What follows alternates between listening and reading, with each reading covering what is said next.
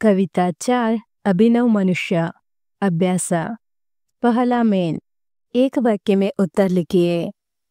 प्रश्न 1, आज की दुनिया कैसी है? उत्तर, आज की दुनिया विचित्र नवीन है। प्रश्न 2, मानव के हुक्म पर क्या चढ़ता और उतरता है? उत्तर, मानव के हुक्म पर पवन का ताप चढ़ता और उतरता है। प्रश्न 3, परमाणु किसे देखकर कांपते हैं? उत्तर, परमाणु मनुष्य के करों को देखकर कांपते हैं। प्रश्न 4, अभिनव मनुष्य कविता के कवि का नाम लिखिए। उत्तर, अभिनव मनुष्य कविता के कवि का नाम रामधरी सिंह दिनकर है। आधुनिक पुरुष ने किस पर विजय पाई है? उत्तर, आधुनिक पुरुष ने प्रकृति पर विजय पाई है। प्रश्न 4, नर किन किन को एक समान लाग सकता है? नर नदी, गिरी और सागर को एक समान लाग सकता है। प्रश्न 7, आज मनुष्य का यान कहाँ जा रहा है? उत्तर, आज मनुष्य का यान गगन में जा रहा है। दूसरा मेन, 2-3 वाक्यों में उत्तर लिखिए। प्रश्न 1, प्रकृति पर सर्वत्र है विजयी पुरुष आसीन। इस पंक्ति का आशय समझाइए।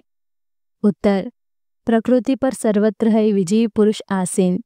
इस पंक्ति का आशय है कि आज मनुष्य या पुरुष प्रकृति पर विजय पाया है, प्रकृति के संपत्ति को अपने वश में कर लिया है। प्रकृति में पानी, विद्युत, पवन सब पर मनुष्य ने अपना अधिकार स्थापित किया है। दूसरा प्रश्न, दिनकर जी के अनुसार मानव का सही परिचय क्या है? उत्तर, कवि दिनकर के अनुसार आज मनुष्य ने प्रकृति पर विजय प्राप्त कर ली है, यह उसकी साधना है। पर मानव के बीच स्नेह का बांध बांधना मानव की सिद्धि है।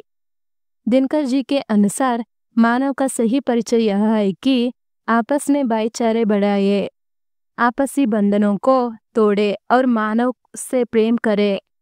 वही सच्चा ज्ञानी विद्वान मानव है। जो मानव दूसरे मानव से प्रेम का रिश्ता जोड़कर आपस की दूरी को मिटाए, वही मानव कहलाने का अधिकारी होगा।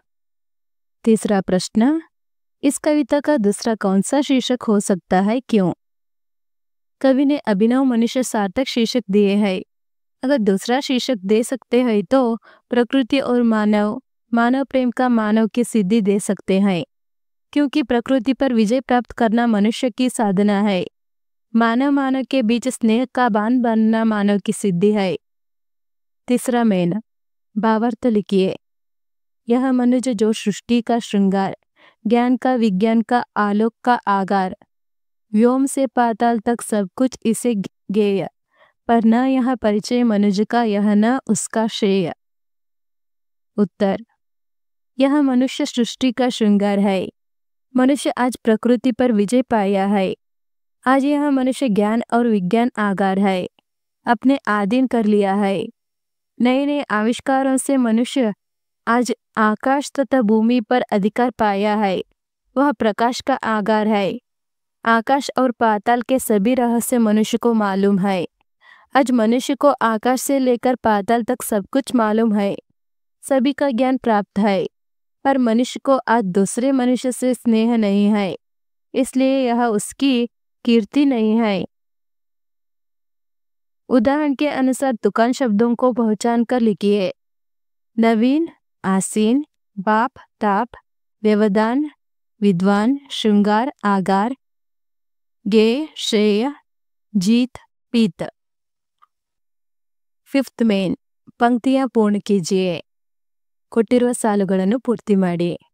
आज की दुनिया विचित्र नवीन, प्रकृति पर सर्वत्र विजयी पुरुष आसीन, हई बंदे नर के करों में वारी, विद्युत बाप हुक्म पर चढ़ता उतरता है पवन का ताप। सिक्स्थ मेन, पर्यायवाची शब्द लिखिए। समानार्थಕ ಶಬ್ದಗಳನ್ನು ಬರೆಯಿರಿ। Meaning word, glossary word. दुनिया, जग, विश्व, विचित्र, अनोखा, निराला, नवीन, नया, नूतन, नर, पुरुष, आदमी, वारी, जल, पानी, कर, हाथ, हस्त, आगार, मकान, भंडार। सेवेंथ मेन, ವಿಲೋಮ ಶಬ್ದ ಲಿಖಿಯೇ. ವಿರುದ್ಧಾರ್ಥಕ ಪದಗಳನ್ನು ಬರೆಯಿರಿ. Right opposite word. आज, कल, नवीन, प्राचीन, पुरुष, स्त्री, नर, नारी, चढ़ना, उतरना, समान, असमान, ज्ञान, अज्ञान, जीत, हार, असीमित, सीमित, तोड़, जोड़. Eighth main. एक शब्द लिखिए. ಒಂದು ಶಬ್ದ ಬರೆಯಿರಿ. Give one word. सभी जगहों में, सर्वत्र. आसन पर बैठा हुआ, आसीन. बचा हुआ, शेष. मनु का संतान, मनुज. विशेष ज्ञान, विशेषज्ञ. अधिक विद्या प्राप्त, विद्वान. अनुरूप शब्द लिखिए. गिरी, पहाड़. वारी, जल. पवन, वायु. सिंधु, समुद्र, सागर. जमीन, आसमान, आकाश, पाताल. नर, आदमी और ಛಾತಿ. ಧನ್ಯವಾದಗಳು. 10ನೇ ತರಗತಿ ಎಲ್ಲ ಪಾಠಗಳ ಪ್ರಶ್ನೋತ್ತರಗಳಿಗಾಗಿ ತಪ್ಪದೆ ಪ್ಲೇಲಿಸ್ಟ್ ಅನ್ನು ನೋಡಿ.